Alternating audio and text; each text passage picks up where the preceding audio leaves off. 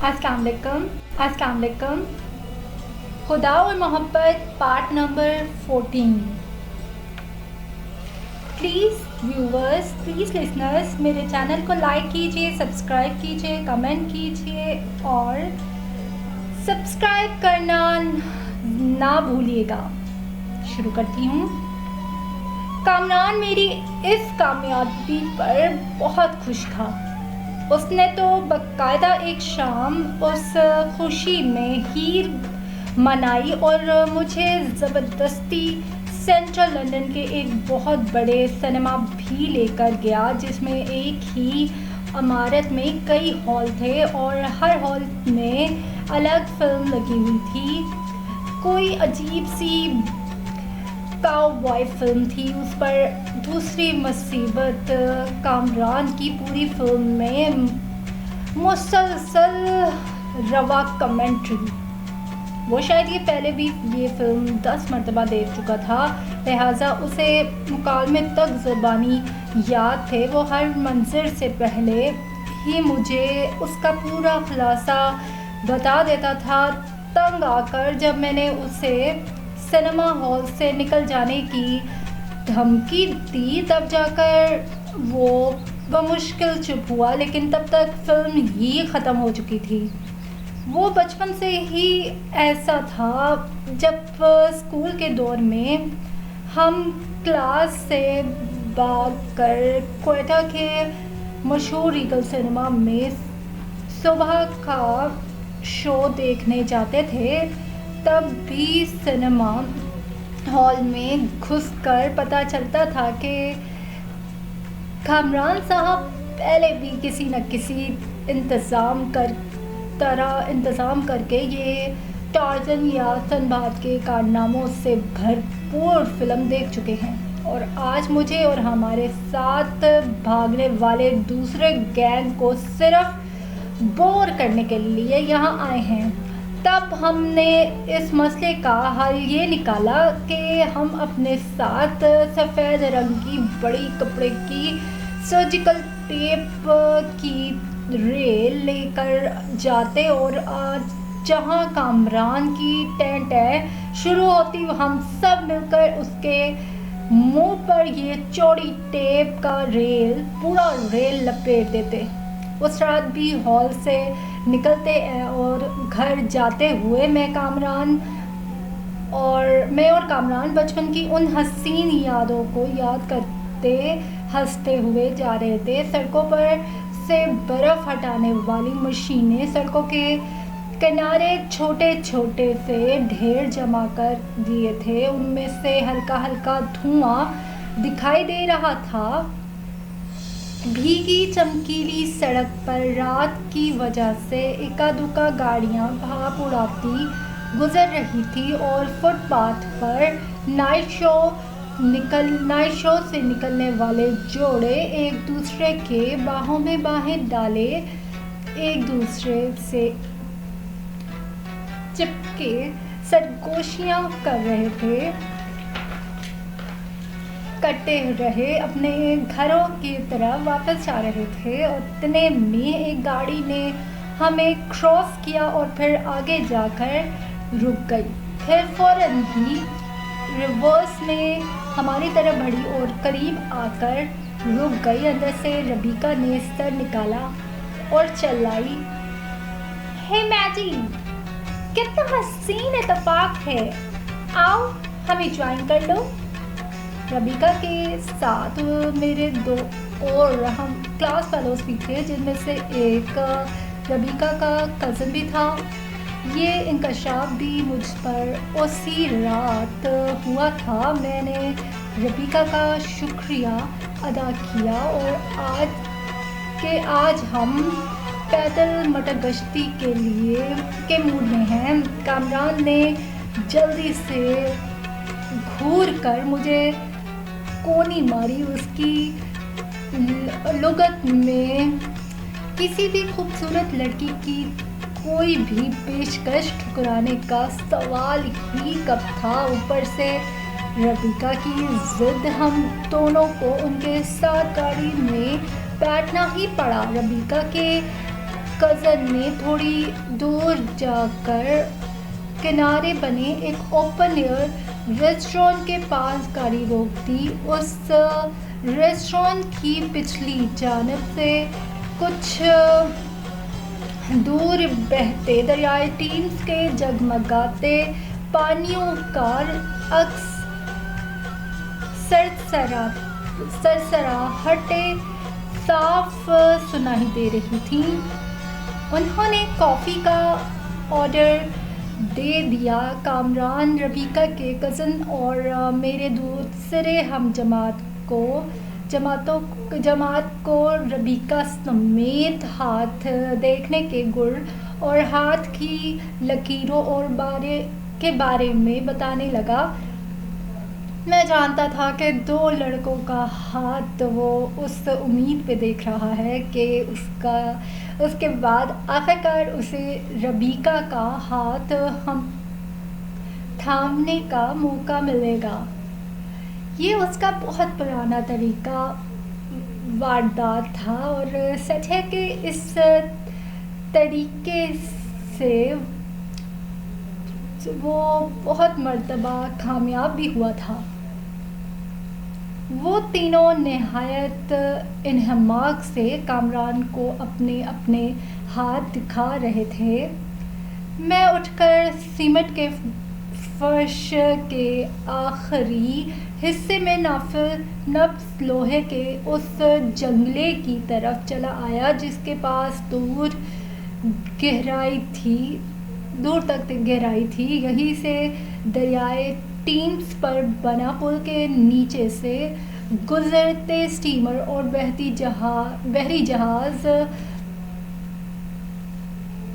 اندھیرے میں چمکتے جگنوں کی طرح نظر آ رہے تھے۔ میں دور تک پانی میں جھلملاتے روشنیوں کا عکس دیکھ رہا تھا، پھر آہٹ محسوس ہونے پر مڑا تو ربیکا کو محویت سے نظر میری طرف دیکھتے پایا۔ میں جب بھی تم سے ملتی ہوں مجھے ایسا کیوں محسوس ہوتا ہے کہ جیسے ایک نئے انسان سے مل رہی ہوں۔ ہر انسان کی بہت سی تہیں ہوتی ہیں، پیاز کی طرح، اسے جتنا چھیلو اتنی ہی مرتبہ ایک نئی تہ اوپر سے اترتی ہے۔ اب یہ چھیلنے والے پر منحصر ہے کہ وہ دوسرے کو کتنا کھوج سکتا ہے۔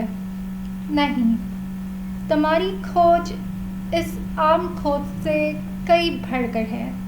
اس دن تم کلاس میں محبت کے مختلف پہر بیان کر رہے تھے تو مجھے ایسا محسوس ہو رہا تھا جیسے میں نے زندگی میں پہلی مرتبہ محبت کو جانا ہے۔ ایک مجھ ہی پر کیا منحصر ہے؟ اس دن کے بعد ساری کلاس ہی محبت کے نئے پہلوؤں کو کھوجنے میں لگی ہوئی ہے۔ تم نے ہم سب کو محبت کا نیا چہرہ دکھایا ہے۔ چہرہ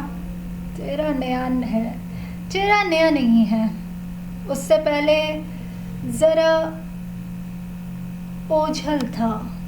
محبت ایک نظریہ ہی تو ہے اور ہم سب نظریے کو اپنی اینک سے دیکھتے ہیں۔ وہ غور سے میری طرف دیکھ رہی تھی۔ سنو، کیا تم نے کبھی کسی سے محبت کی ہے؟ خود ہی اس نے اپنے سوال کو جھٹلا دیا۔ نہیں، یہ سوال تم سے پوچھنا ہی فضول ہے۔ جو انسان محبت کو اتنا زیادہ پہچانتا ہو تو وہ خود اس تجربے سے گزرا ہوگا۔ تم مجھے یہ بتاؤ کہ تم نے محبت کو کیسا پایا؟ محبت میرے لیے زنگ زدہ گیلیٹن کی طرح ثابت ہوئی، جس کے نیچے رکھا سر کٹ تو جاتا ہے لیکن دھڑ سے علیحدہ نہیں ہوتا۔ جسم تڑپتا رہتا ہے، جان دھیرے دھیرے نکلتے ہی نکلتی ہے، خون کے چھینٹے مرتے مرتے بھی آس پاس کی دیواروں کو محبت کی نشانی کے طور پر رنگ جاتے ہیں۔ ربیکا نے اذیت سے آنکھیں بند کر لی۔ اف، اتنی اذیتناک محبت! میڈی، پھر تم اب تک زندہ کیسے ہو؟ محبت کی تو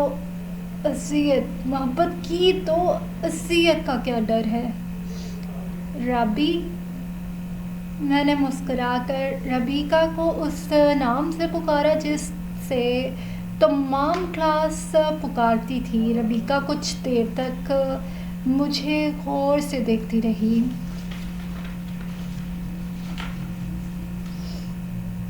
میں نے کہا تھا نا کہ تمہارا ہر روپ نیا ہے۔ جانتے ہو، میں اپنے سارے پرانے دوستوں اور سارا کو ناراض کر کے تمہارے ساتھ ڈیسک پر کیوں آ بیٹھی تھی؟ میں نے سوالیہ نظروں سے اس کی طرف دیکھا۔ اس لیے کہ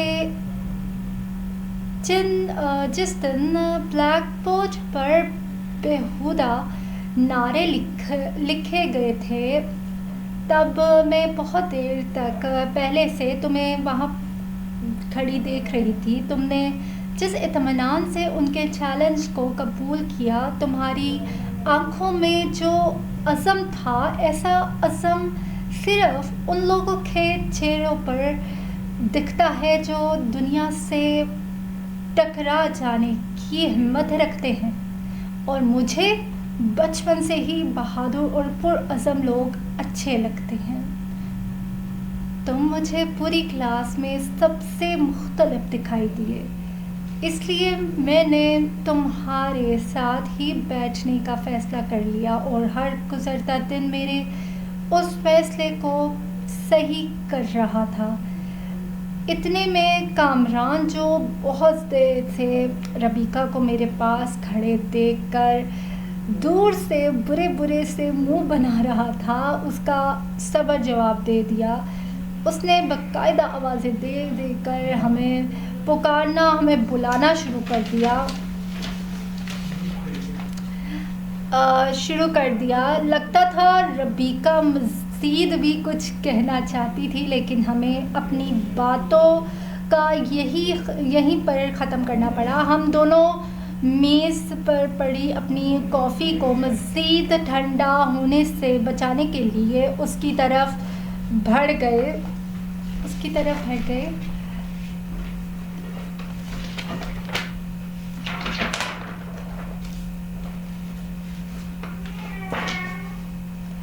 اس دن مولوی صاحب کی باتوں نے میرا اندر تک ہلا کر رکھ دیا تھا۔ میں تو سمجھا تھا کہ اپنی محبت کو پانے کے لیے جس شناخت کی ضرورت تھی وہ میں نے حاصل کر لی ہے، لیکن اس دن پتہ چلا کہ مجھ سے تو میری پچھلی شناخت بھی چھن گئی ہے۔ بیچ میں ایک آدھ بعد شاگرد سے پرانی حویلی جا کر مل آتا تھا، جس سے مجھے پتہ چلتا رہا تھا کہ گھر میں کیا ہوتا رہا ہے۔ ان لوگوں نے شاید میری غیر موجودگی سے سمجھوتا کر لیا تھا۔ باغیوں کو جتنی جلدی لوگوں کے دل و دماغ سے پھینک نکالا جائے اتنا ہی بہتر ہوتا ہے، ورنہ ان کی بغاوت کی جراثیم دوسروں کے ذہنوں کو بھی متاثر کرنے لگتے ہیں، اور یہ بات بھلا کمشنر صاحب سے زیادہ بہتر اور کون جان سکتا ہے۔ انہوں نے گھر میں میرا نام لینے پر بھی پابندی لگا دی تھی۔ کمشنر صاحب کا خیال تھا کہ میں کامران کے پاس لندن جا چکا ہوں، کیونکہ 1 مہینہ ہونے کو آیا تھا. میرا کچھ اتا پتہ نہیں تھا. گھر والوں کو کوئٹہ کوئی اتنا بڑا شہر بھی نہیں تھا جہاں میں اتنا عرصہ کسی دوست کے گھر ان سے چھپ کر ٹھہرا رہوں. شاید عباد کو بھی یہی سوچ کر سکون مل گیا تھا، ورنہ مجھے ہر جگہ تلاش تو کر ہی چکا تھا. ان میں سے کسی کے وہم و گمان میں بھی نہیں ہوگا کہ میں بھی اسی شہر کے ریلوے اسٹیشن پر پچھلے 4 ہفتوں سے مزدوری کر رہا ہوں.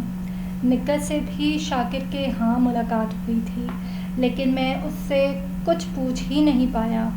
جب میں شاکر سے رخصت ہو کر جانے لگا تب اس نے اکیلے جاتے دیکھ کر مجھے پیچھے سے آواز دی. میں ٹھہر گیا. نکت چپ چاپ میرے پاس آ کر کھڑی ہو گئی اور پھر اچانک ہی پھوٹ پھوٹ کر رونے لگی. یہ آپ نے کیا حالت بنا رکھی ہے بھیا. اس محبت نے تو آپ کو برباد کر کے رکھ دیا ہے. یہ سب میری غلطی ہے بھیا. نہ میں آپ کو اس سے ملاتی. آنسوؤں سے نکی کی آواز رند گئی تھی. میری آنکھیں بھی بھری آ رہی تھی. میں نے بڑی مشکلوں سے خود کو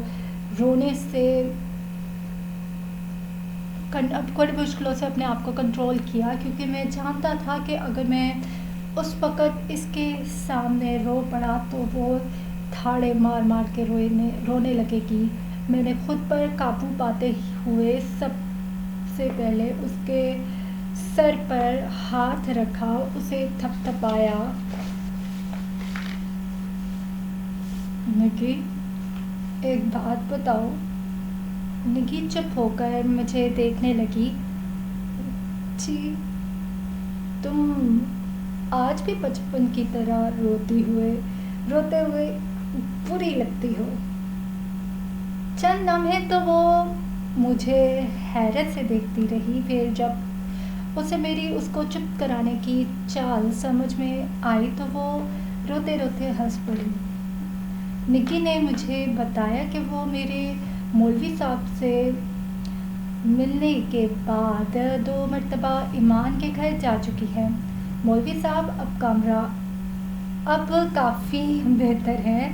نکت نے اس سے میرے گھر چھوڑنے اور یوں در بدر بھٹکنے کی تمام داستان سنائی تھی. نکت کی باتیں سن کر تو ایمان تو چپ بیٹھی رہی. حسب معمول اپنے پاؤں کے ناخن سے زمین پر بچھے قالین کریدتی رہی. البتہ حیا سے صبر نہیں ہوا، وہ رو پڑی. ایمان نے نکت سے اتنا کہا کہ اگر میں نکت سے ملوں تو وہ مجھ سے کہے میں اپنی یہ ضد چھوڑ کر واپس اپنے گھر چلا جاؤں. یہ تھا اتنی صدیوں کے بعد اس دلبرا کا کوئی میرے لیے پیغام. صرف یہی چند لفظ: کون جیتا ہے تیری زلف کے سر ہونے تک. لیکن یہ لفظ بھی میرے لیے بہت تھے. چلو کسی بہانے ہی صحیح، میرا ذکر ہی صحیح اس کے لبوں پہ آیا تو صحیح. یہ بھی کچھ کم نہیں تھا. نکت میرے ہاتھوں کے چھالے چھو چھو کر دیکھتی رہی. اس کی آنکھیں بھیگتی رہیں. مجھے نکت کو بتانا ہی پڑا کہ میں ریلوے اسٹیشن پر کولی کا کام دھندا کرتا ہوں. اس سے یہ وعدہ بھی لیا اور وہ اس بات کے بارے میں اپنے یا میرے گھر والوں کو نہیں بتائے گی. شاکر نے کبھی میرا پیچھا نہیں کیا تھا. میرا پتہ लगाने کی کوشش نہیں کی تھی، کیونکہ وہ جانتا تھا کہ جب میں مناسب سمجھوں گا خود اسے بتا دوں گا۔ میں نے اپنی جیب سے وہ 2 موتی نکالے جو اب تک ایمان کی غیر موجودگی میں مجھے اس کے ہونے کا احساس دلاتے رہے تھے۔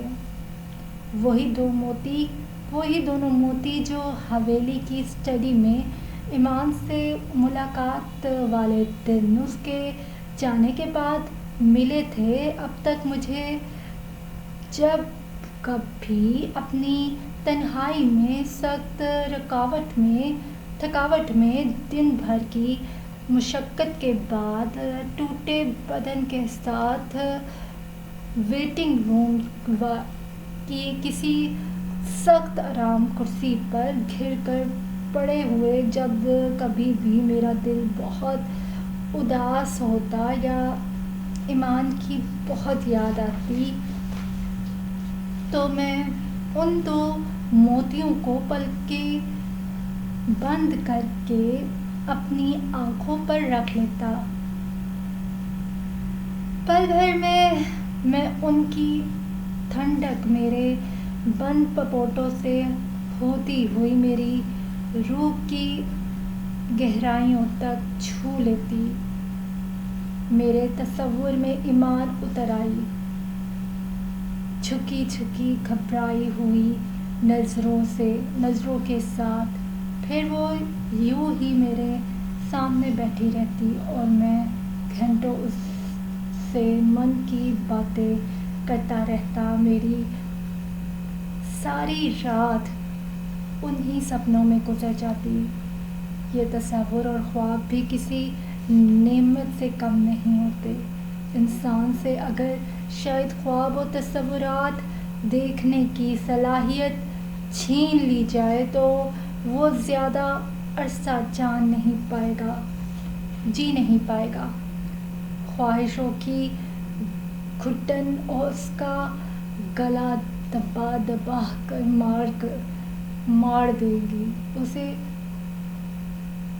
مار ڈالیں گی۔